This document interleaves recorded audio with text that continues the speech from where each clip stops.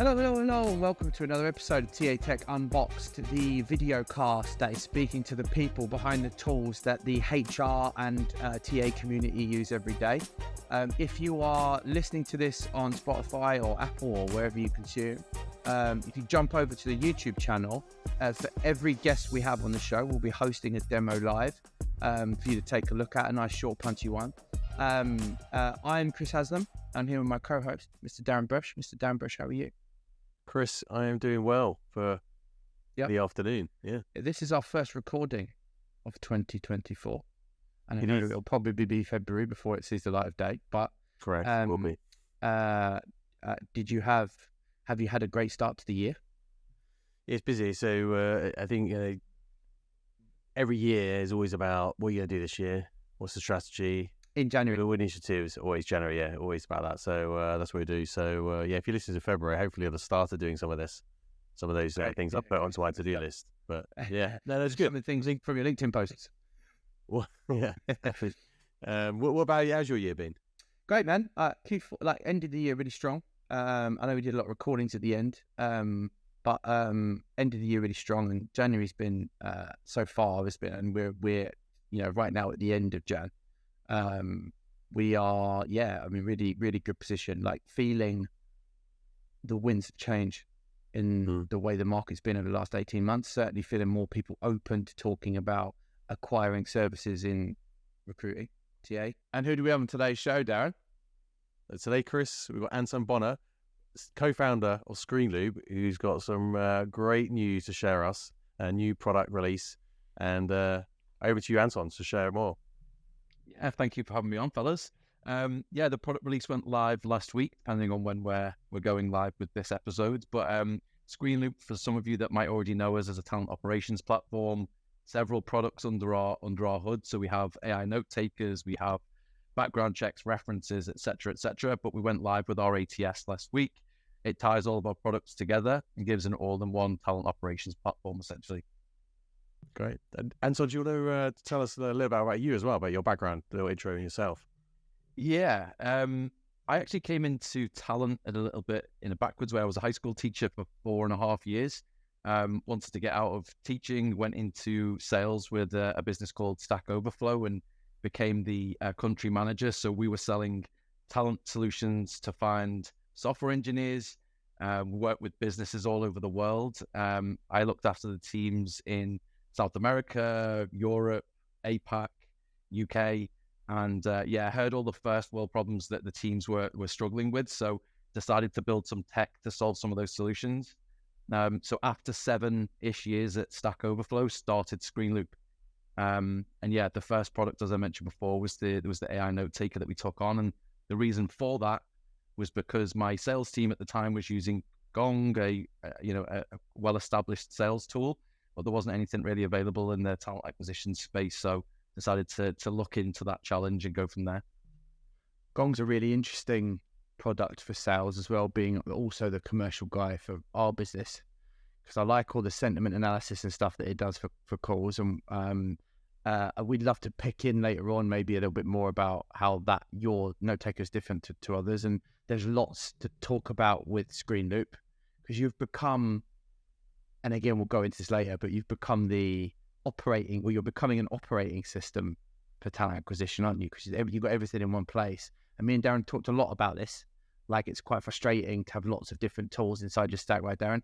On a couple of occasions, we brought this up. So just quickly, though, before we move on to ScreenLoop stuff, I just want to make sure we get to know Anton well.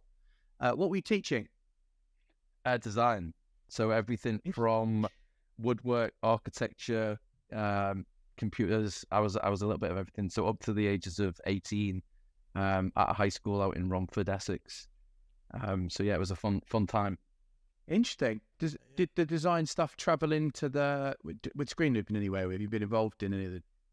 Yeah, obviously first-hand hearing feedback from customers. I then try and paint a picture of what our clients and prospects need back to our product team, which then builds into the engineering team, and that's typically what comes out, and we're quite well aligned in terms of what our customers need versus what we spit out at the end. So I think having that visual capability of being able to analyze either different products and figure out what's good and what's not so good, what looks nice, what doesn't. The design of the actual product itself, we've got a really, really talented design team as well. So whenever you see any of our products, they're simple, they're easy to use. The buttons are where they're supposed to be. Yeah. So I actually don't have to value. I don't have to get involved with that anymore. Whereas I used to really like that side of things, but they're way better than me, so I just leave them to it now. I think it's so important, man. You could have the best tool in the world, right? But if it's ugly as hell, like the adoption is really difficult.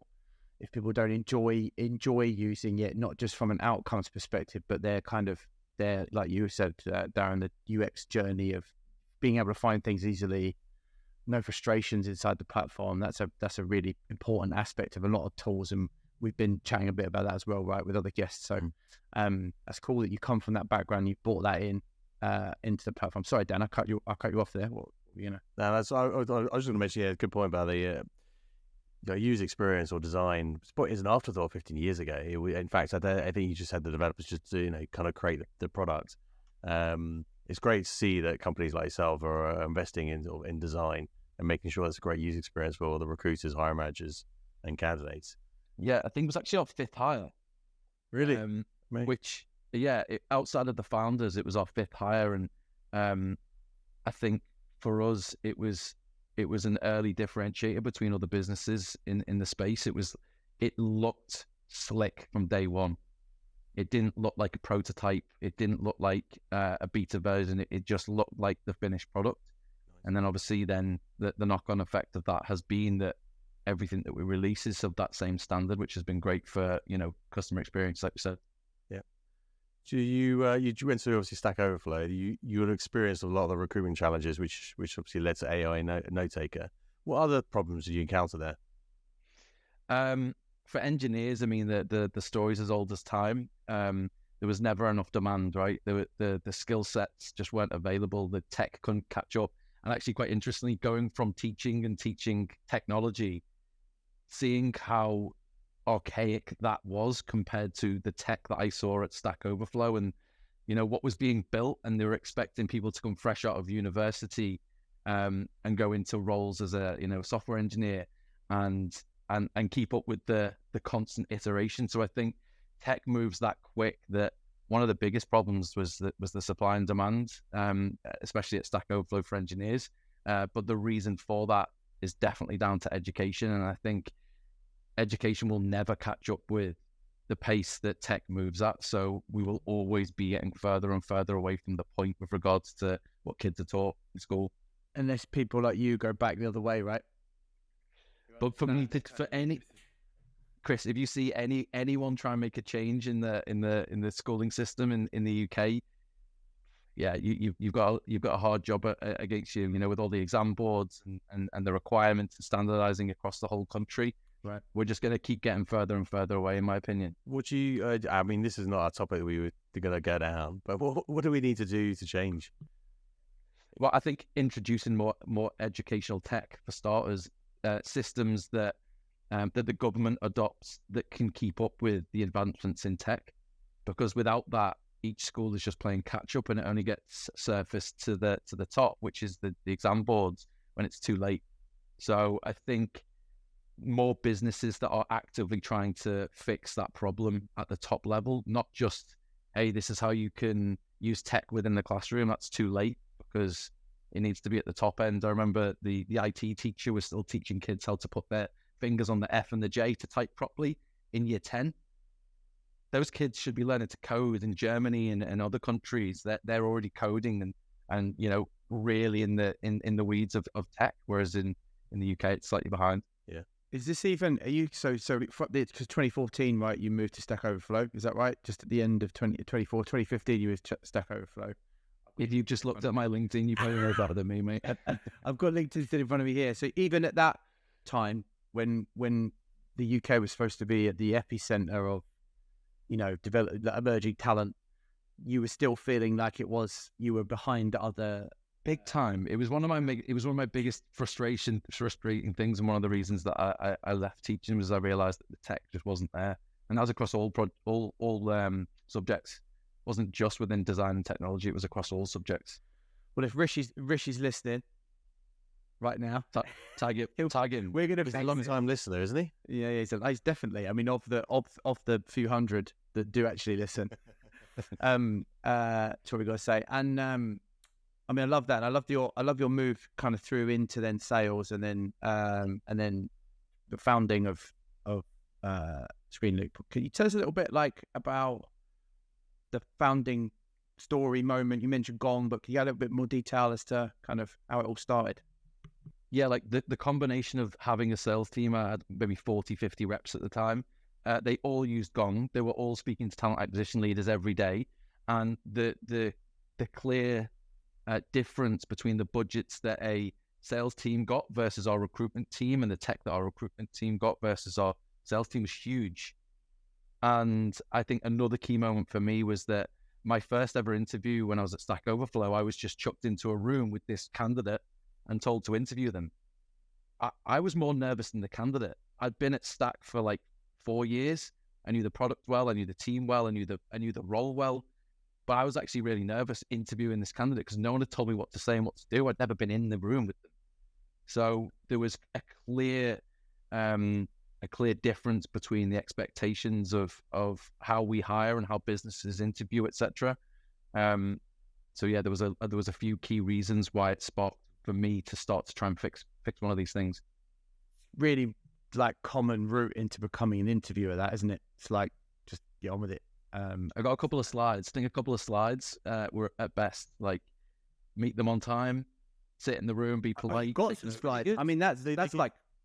brilliant That they would do that. I mean, I think most people just said, "Here's a CV, go and interview." I mean, you get no training. I think most people's expectation is my training is, well, I've been interviewed, so therefore I must know what to do.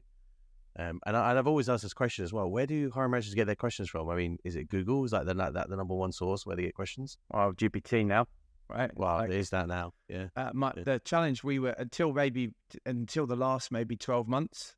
Who was the voice in interviewing? Like, I don't know any famous interviewer. Of course, you've got folks like ScreenLoop and the content that you guys are putting out, Mr. Blakely, Sayal, of course, which I know you guys are all in the same sort of space, that are talking about this. Richard Hillier, who are doing some really great things in this space to try and amplify the sound. But beyond that, like, I learned from a LinkedIn course, which was weak source. Now I think about it, it was really weak. That's better than my slides. Yeah. Yes. Like, I just was like, I mean, I'm a new manager, really, last 7 years. So LinkedIn Learning was, just coming out at that time. Don't hold me to that, but I was just finding out about it. And when we started hiring, I was like, I'm in this space and I'm still not 100% sure, like, how to do it really well. It was actually one of the kind of one of our founding moments to start thinking about, hang on, this is clearly not being done right. It's broken for the people that do the work, let alone for the folks that actually have to conduct the interviews. Like, I don't know what to coach people on how to do it. It's like, that's on you. And I'm now noticing that, and a lot of us are talking about it a lot more, right, is that the interview is a super important part of the process. If we don't get that right, it doesn't matter how good your talent team is or how good the pipeline is or whatever. It's all down to that hiring manager. And we've got to be more open as hiring managers to wanting to be part of the process and learn how to be better, right? Really important. Yeah. It's a black box that we've never been able to see in. We might have walked past the glass door that the interview was happening in and looked in to try and get a read on what was going on in the room. But essentially the candidate leaves and then no more is spoken about it other than the word of the hiring manager. Now, like, when our tech came out, and you mentioned a couple of others there, the similar sort of tech with the AI note takers, it all of a sudden shone a light on what was going on in the room and rose, like, you were able to see some of the data and analytics of things that were happening. Like, an easy example, and I tell a lot of our clients, is one of our customers that the interviewer was speaking for 80% of his interviews, but saying no to 85% of the candidates that he spoke to. And the talent acquisition team are pulling their hair out going, why does no one get past that head of engineering? It's our fault. It's our fault. Until the data come out. Yeah. So I think it's really valuable that we're able to now shine a light on the interview itself, raise awareness, like you said, It would be like sending someone that had just joined your business in the sales team in to speak to, your biggest client without any training and any feedback. You wouldn't do it. So why would you do it with the most valuable asset that's coming into the business, which is your new hires? Yeah. Well, I like to touch on the interview training. Well, we do it later as well in the program. But Anton, are you able to explain to the listeners as well that where does ScreenLoop start and end? Because you've got a number of suite of products, so it'd be good to sort of say from beginning to end. Let's buckle up. Offer. Yeah. Okay. If we do it in more of like a chronological order. So the first thing that you would do as entering the ScreenLoop platform would essentially take the ScreenLoop training. So we have a portal of pre-built content, the do's and don'ts of interviews. You can also upload your own content in there if there's something specific to your own business. So you essentially become a better interviewer before you even speak to a candidate. That's typically where businesses will go first if they haven't already done training. Then we've got our AI note taker. So during the interviews themselves, you can transcribe, you can provide AI summaries, push directly into the ATS, any information from the interview that you would like to be surfaced. Essentially, it enables you to write your scorecards out quicker, automates a lot of that for you. And then after that, after the interview is concluded, we send out surveys to the candidates. So you can have candidate feedback. You can also survey your hiring managers. It integrates with Glassdoor. I'm just going to keep going until you tell me to stop down. This is what the hour's for. Keep going. It integrates with Glassdoor so that you have a seamless candidate experience. You can improve your NPS. You can improve your Glassdoor scores. Get feedback from your hiring managers on what they think the candidates are like, how they feel the quality of those have been. We then do references and background checks. We can automate those. And then finally, we have a quality of hire module. So once somebody has joined the business, we can get feedback from their managers and them themselves on how their onboarding experience has been, but also how well they've settled into the business. And then sitting underneath that is the ATS. So we built the ATS to automate, to self-schedule, it's a real beautiful piece of engineering again, and it works really well because all of those products that we built to be better than other ATSs, the ATS now sits underneath and it talks to all of those products, which works nicely. I love that. We're going to, of course, house a demo. So for anyone that's listening, there'll be a demo. In fact, you're the first business that we've brought on here where we might have to get you to break out each module into separate demos and we'll have to do a ScreenLoop takeover of Unboxed. Was my visual then not good enough? I thought No, it's perfect. I think you explained it so well, and that's why I came into this thinking like this is literally an operating system for TA, isn't it? It's like you've covered everything. The only thing you haven't got in there is a sourcing platform. Which is coming, and we currently integrate with 3,000 job boards. So it's there is still plenty of ways to bring candidates in. Awesome. Pretty sure someone trained them up to the talent operating system, but if they haven't, Anton's. I tried. I also tried. Yeah. I log into ScreenLoop, and then I'm in a ScreenLoop use case, and then invite the candidate to the interview. For the AI note taker, we talking? So for these, that's just so I assume that's like a bit like we invite it to the Google Meet. It automatically happens, so we know that it's an interview by reading your ATS. If this is an individual point solution, you don't want anything else that we offer. We integrate with your ATS so that we essentially join the interviews that you're doing. We know the questions that you need to ask. We know the attributes that you need to cover. After the interview, we summarize all of those things and push the notes into the ATS for you. So if you're sitting in Greenhouse or Ashby, whatever the ATS that you're in, the notes will be there for you within the scorecard. And then obviously within our own ATS, it's similar. We can just do a couple of extra nice little things. Yeah.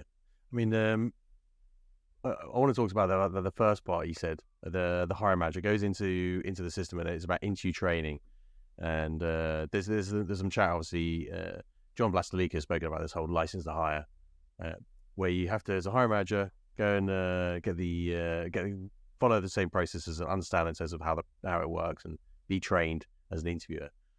Is that what you have kind of in that module there as a hiring manager? You've got this training piece that you then complete and then sign off.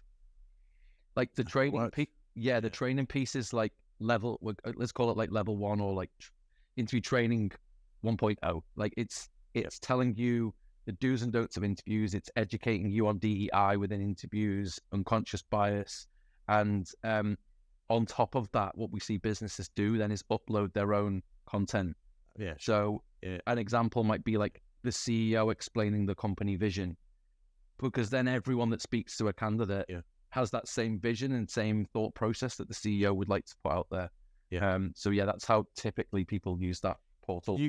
People use it, and if a companies use it and say, right, you've got to do that training first, and then at that point you can use your ATS. Yeah, they do. So the requirement is they need to get that certification before they speak to a candidate. And we can track who has done the training, the scores that they got from the questions that come at the end, and we can automate it and send them reminders if they need to.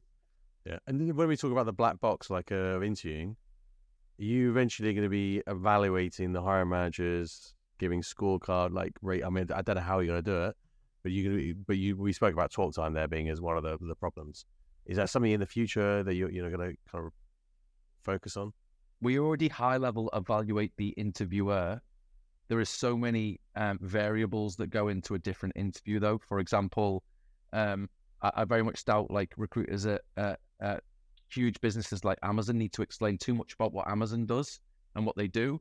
But I think that startup around the corner that's desperately trying to bring people in does. So talk ratio might be off. But we already assess and pull data. It's just how you use that data. We surface the data on talk ratio, talk speed, longest monologue, punctuality, the fluctuation of questions, how often it switches, on average, how many questions do you ask per interview? We raise all of that information, and it's up to you how to use it. What we don't gender related as well, sort of like seeing what kind of questions are being asked of male, female, or likewise to the candidate. So the way that we get that information is actually through surveys, which is anonymous. So we currently don't self-identify candidates based on gender. Nor do we ever pass judgment on the candidate's answers. So we would never say that was a good or a bad answer. We want the human element to always have that say. Because that's what Gong does, that bit, doesn't it? It tries to give you some sentiment analysis. If I remember. Yeah, sales is a bit different, right? Sales is like, did the prospect respond well to that question?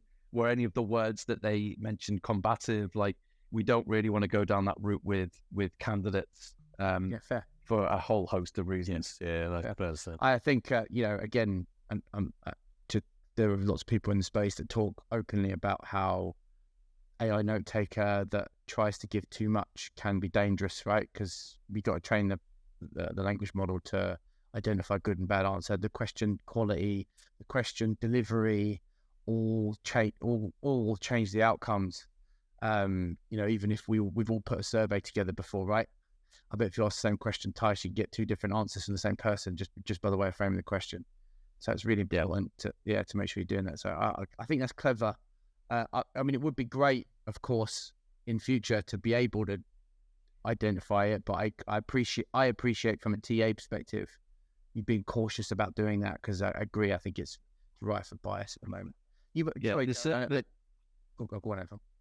I was going to say there is one area that AI could really improve a talent acquisition's time spent filling out scorecards, especially TA when there's a specific requirement that they need to highlight and note down during an interview. It could be a degree, it could be expected salary, whatever that may be. The AI is already able to identify those bits of information. But again, human element of things, they should be the ones that press the submit button. It should never be, in my opinion, as we can currently see the tech that it stands, it should be filled out and submit, and I don't even have to press a button. One of the things you talk about on ScreenLoop is your platform emphasizes like using data for better hiring decisions. What type of data does ScreenLoop analyze, and how does it improve the hiring process? Yeah, so going back to our core products, so the AI note taker that we mentioned, all of the talk ratio, talk speed, etc., that's for the interview specifically.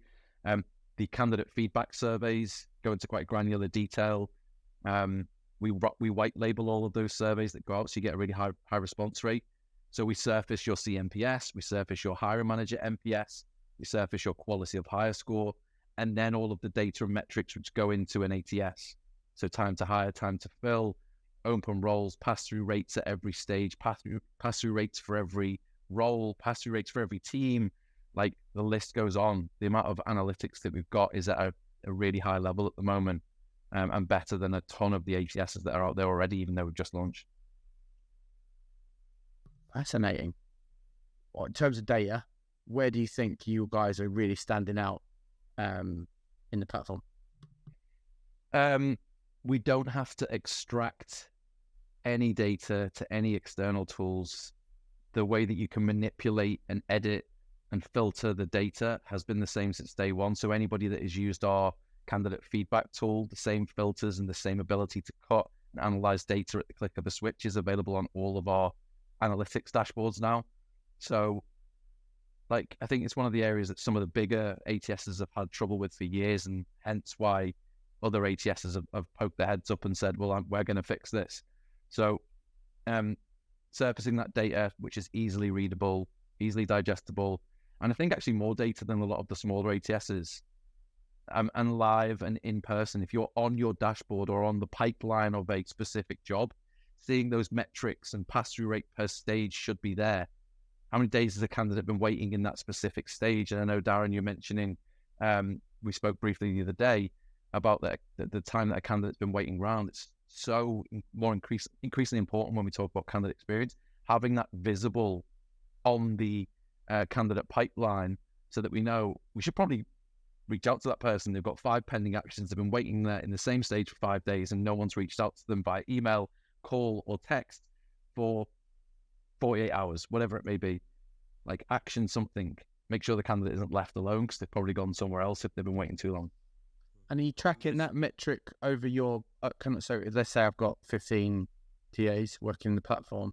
Can I, as a manager, see my team's average time to response so that I can coach and train and look at development areas?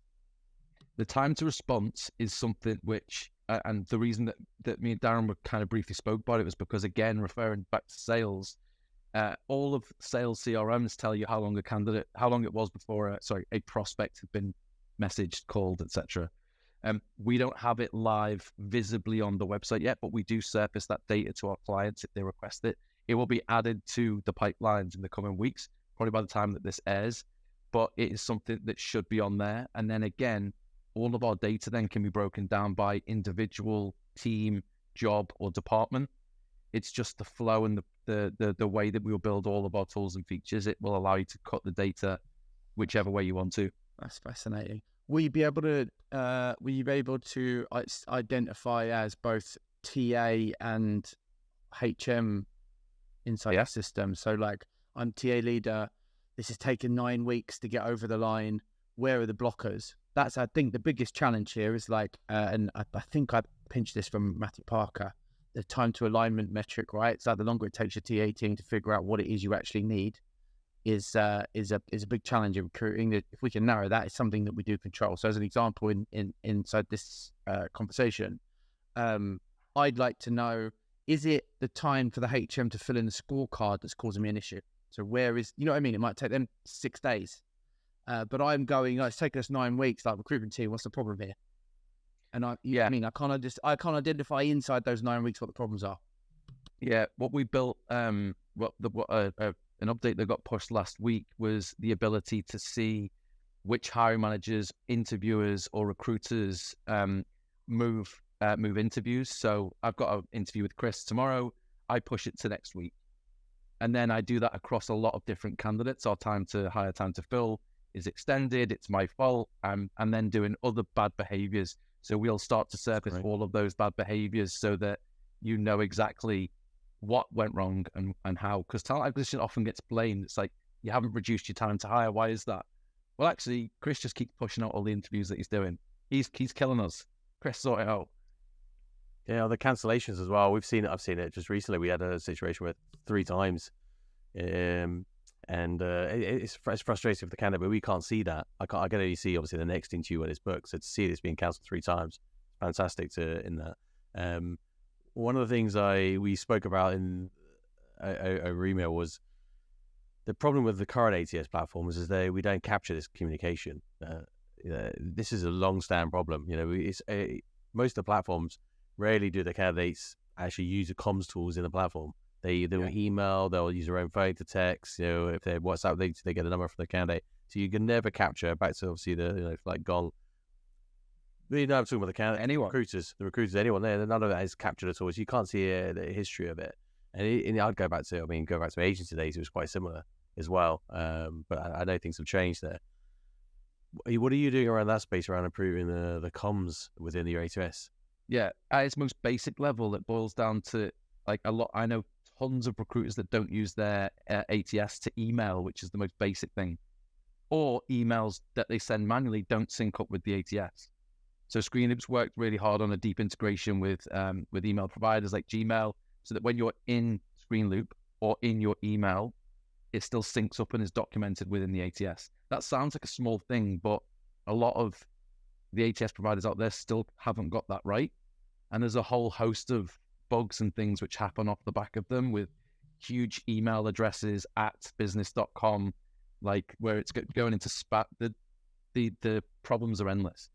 The next one to attack is we obviously got integrations with LinkedIn coming. We've got text coming in the second half of the year, so that when you're texting a candidate, it goes back into the platform. If it's relevant to the job, it needs to be documented in the job. Otherwise, you've just got a platform, a mobile phone, an email, a LinkedIn that don't speak to each other, and you can't manage Little black everyone. boxes. Exactly. Black boxes. Yeah. That's how the current system works, though. I put that post out there, and most people do that. That's how they do it. Yeah, I think even scheduling interviews, we worked really hard on making sure that you could use the scheduler so that you didn't have to go and just force and just chuck a meeting in someone's diary. And there's a whole host of reasons why people don't do that. And I personally, for years in sales, have just chucked it in my diary because it's easier. I don't go to the CRM to book in a meeting. But within our ATS, there's certain rules that we've built in where you can force meetings into diaries if they've blocked it out. Like CEOs or MDs or heads of might have blocked out an entire day for interviews so that no one else books in there, but the recruiter can't book it in because the tool that they've got for their ATS sees that as a blocked up time block, but it's actually blocked up for interviews. So being able to override and force meetings in there, etc., we've built all of those little features, which enables us to then keep communications in the ATS and also have, all of the candidates' information rather than just going rogue and booking in meetings and never really documenting who you spoke to. Smart. Yeah, I like that you're thinking of. You've not just thought about building a decent Kanban board that looks good, right? You're trying to build solutions that you see as problems that other ATSs aren't addressing. And I know some of them are trying to, and definitely in some have got a deeper focus in some areas than others do, and vice versa. But I like you're coming at this more holistically and thinking like, where are the major challenges here? If we do the basics really well, what are the big problems? Like one of my big challenges, and I'd again love to ask you, how do you deal with this problem? Is like we use Workable internally here. I need to change that. Of course, apologies. But we've been using that for a little while. We always review every year because we just believe it's a good process for us to do anyway. We get exposed to different ones, but moving candidates from role to role, even if it's the same job that we're rehiring again, and for us, we've got 3 role profiles, we hire or repeat. If you open up the old job and repost it, chaos. Yep, I have absolutely no idea. I've emailed people that have been, got rejected at HM1, but that somebody in our business, probably me, didn't move that individual to disqualified.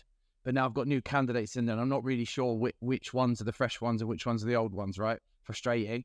So I open a new job, but I've got to move people from one job to another job to get them to qualify.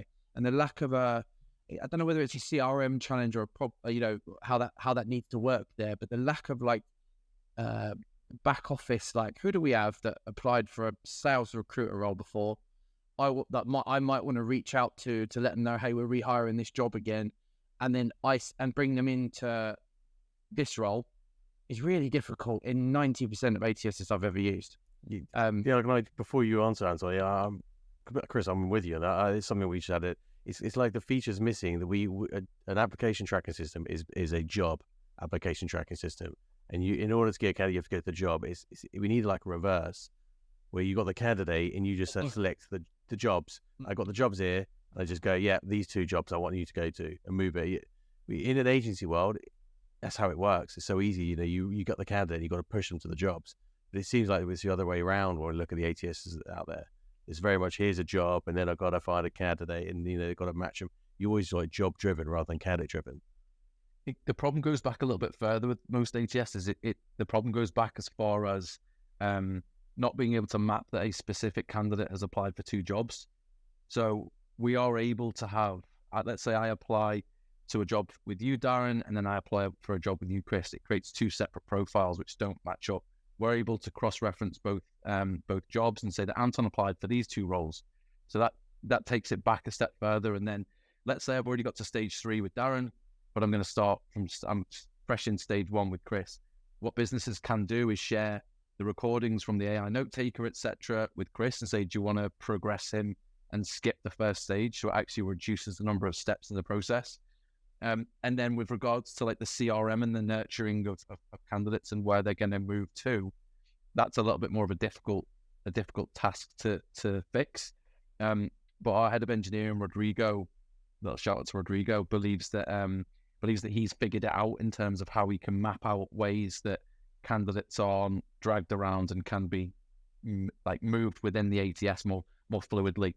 It's a really good point Darren's making there as well, right? It's also like, what happens if they are in 2 places and they need to be in 2 places? Let's say I'm working with an org that has 2 sets of engineering managers that are hiring 2 engineers in, you know what I mean, simultaneously.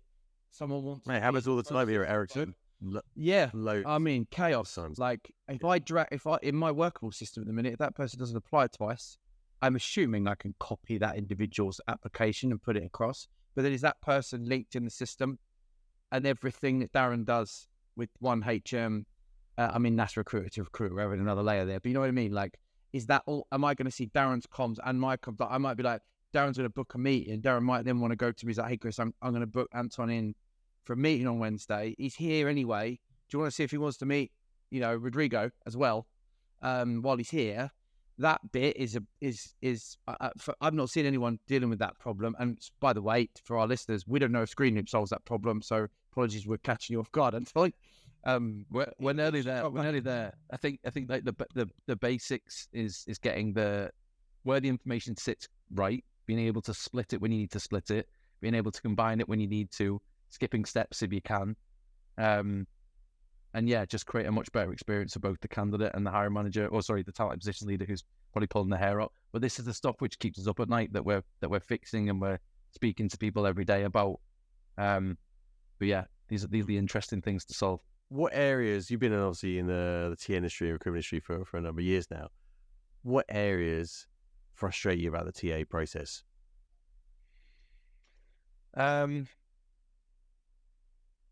Other than the ones that we've tried to attack and solve, I'd say that I think sourcing will be forever a problem that is never fully solved. And like we said at the start, it's an area that we haven't fully dug our teeth into yet, for good reason. I don't think we should just copy what everyone else does. I think sourcing and in this current market, the volume of candidates that talent acquisitions are having to deal with and candidates getting missed. So there's a couple of bits to unpick there. So finding the best candidates through sourcing, but also finding the best talent through the noise are still 2 things that, depending on what the market is like, teams are struggling with in either a buoyant market or a market which is on its backside. I think that it's the top of the funnel, which then is it flips and we can't keep up quick enough. It's like we've got too many candidates. Okay, now we can't find any candidates. Having to constantly flip-flop around that is a very difficult task, in my opinion. Are you guys inside a lot of ATSs, of course, have a front end for the let's say I'm startup, and that's actually a good question we'll ask in a minute. Is like who is ScreenLoop for? But most ATSs have something that you can deploy as a front end.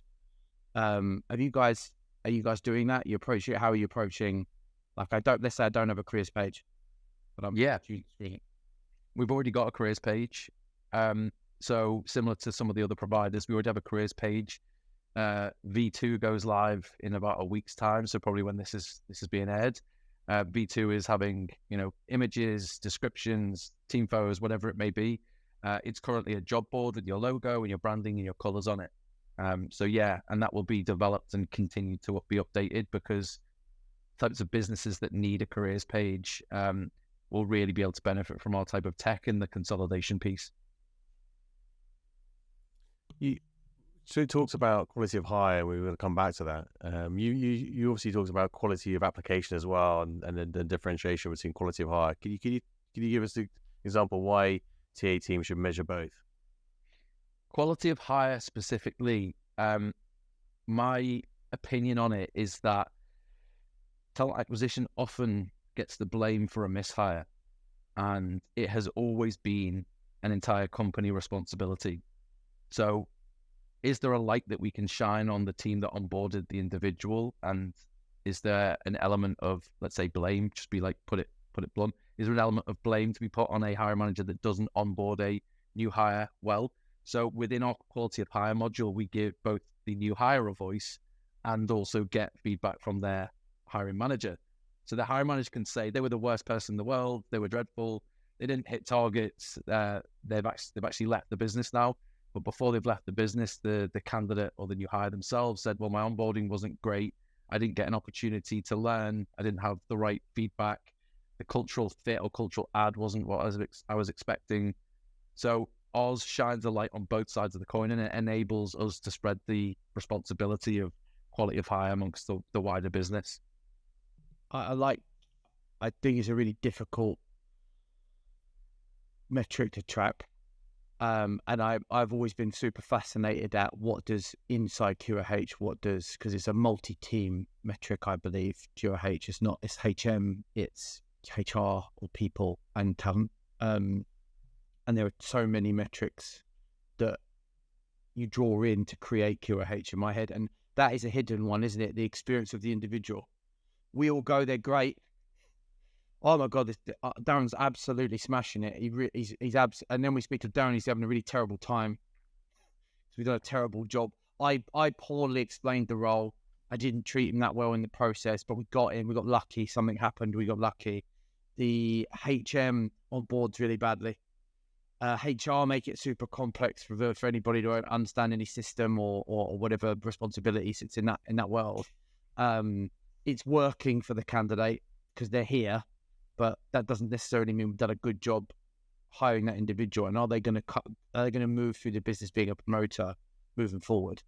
And I think I'm with you on that, Anton. I do really think the candidate or the employee in QRH is super important.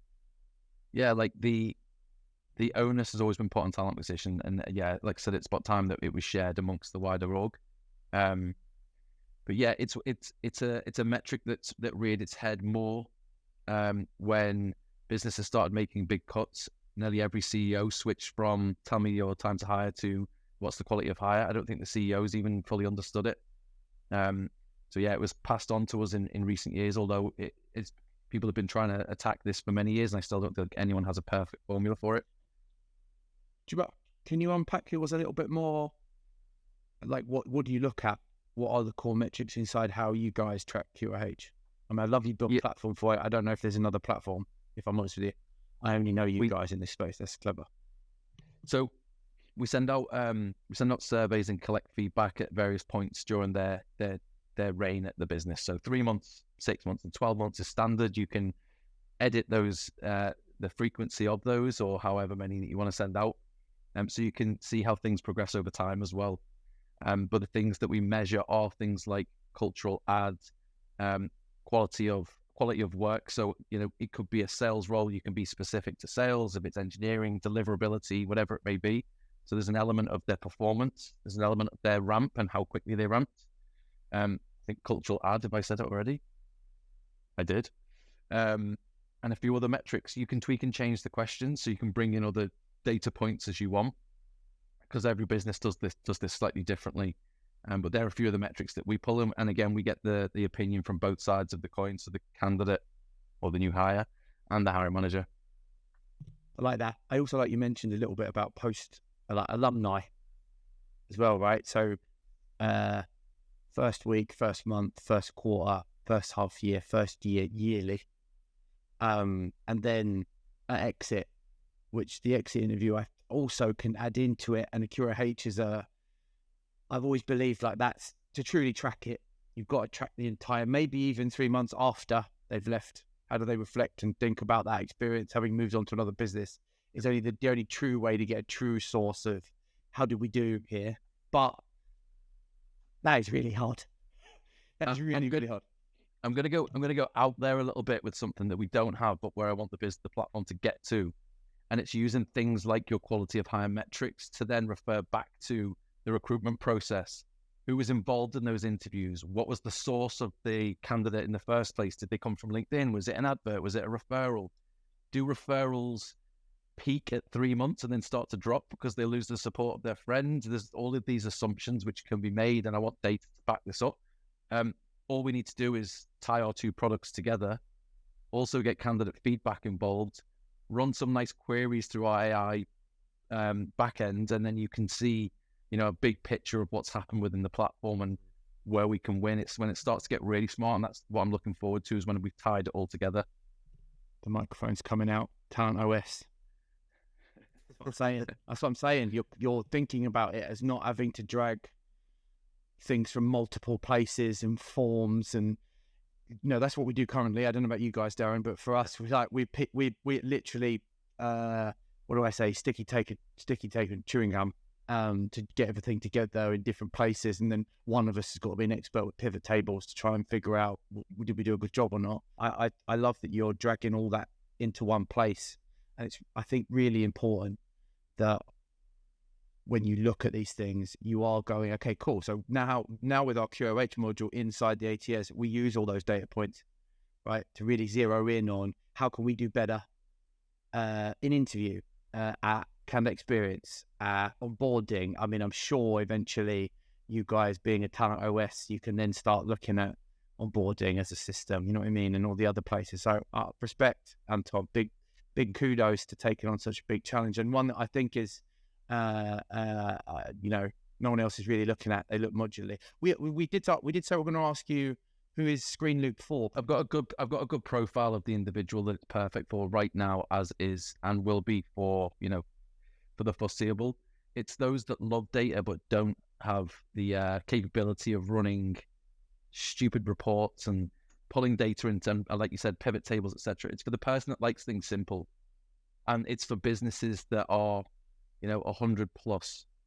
You will get use out of all of our tools if you're 100 plus and you're hiring and you're that type of person. If you want an advanced BI tool, go and buy Looker, plug in Greenhouse, and just be done with it.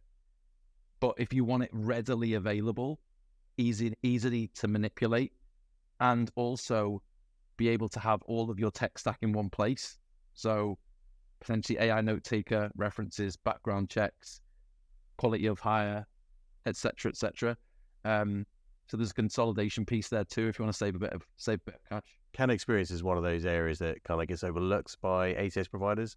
Mainly, and I'll say mainly not because of the ATS providers. It's not really, it's not on the wish list of a head of TA or a recruiter. They always want features of functionality that helps them. But is there anything you're doing, or what's your experience? What are you going to try and change about the candidate experience? Yeah, I mean, like every product that we have pretty much helps in some form with candidate experience. The one that attacks it directly was the second product that we brought out, which is Pulse, which is our NPS tool. And it's actually pulling valuable, actionable data from your candidate feedback. Like, can you make changes and cut the data based on age, gender, ethnicity for a specific role? The first thing a lot of our clients say to us is, we want to attract more female engineers. Say, okay, well, what have you done so far to attract more female engineers? Well, we've done nothing. We just need to, okay, well, why don't you start with asking why the current female engineers that have applied, why they applied? What was it about the role? What was it about the business? So it starts there. Our candidate experience tool was built because of the lack of functionality with the likes of Greenhouse. That was a point solution that we sold on its own to bolt onto Greenhouse. And people were buying it because it was better than what they currently had. So candidate experience is extremely important to us. And I think that we can actually tick off or make sure that the experience of candidates is improved with every one of our products. So interview training straight away, better experience. AI note taker, you can give the candidate your full experience, you can give them full attention, you can ask better questions, you can follow up, asking them for feedback, figuring out what happened after they joined the business. So already 4 of our tools, and then our reference tool, Chris, you mentioned onboarding, actually helps with onboarding as well.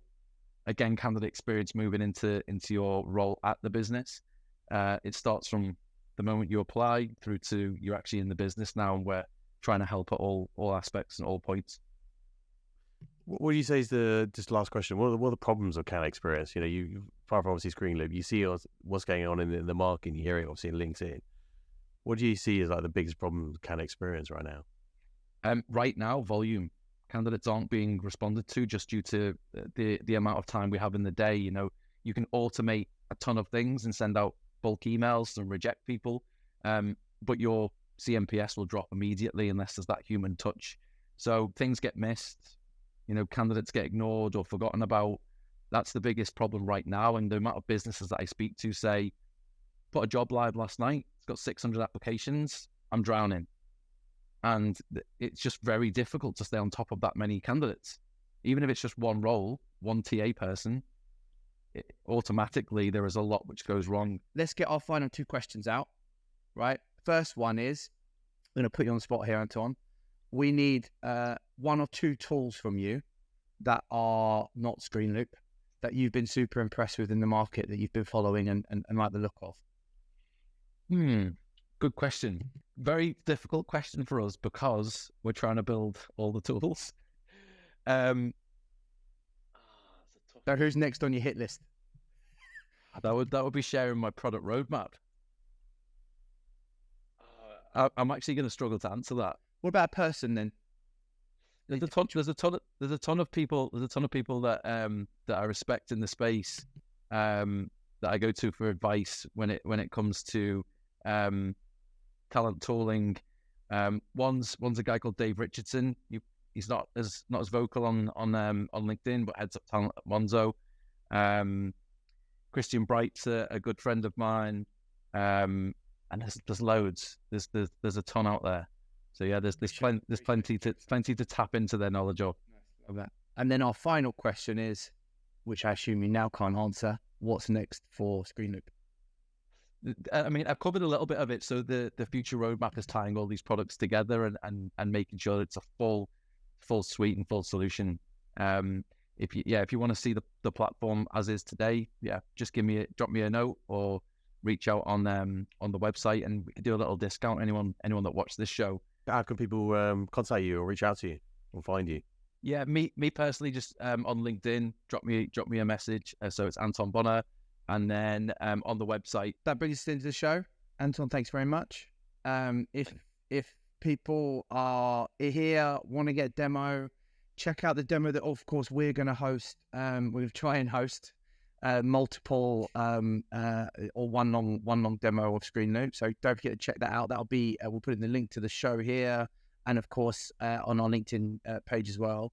Check that out. Thanks so much for joining us, Anton. Really appreciate it. It's been great fun. Thank you for having me on. Great questions. Cheers, fellas. Subscribe.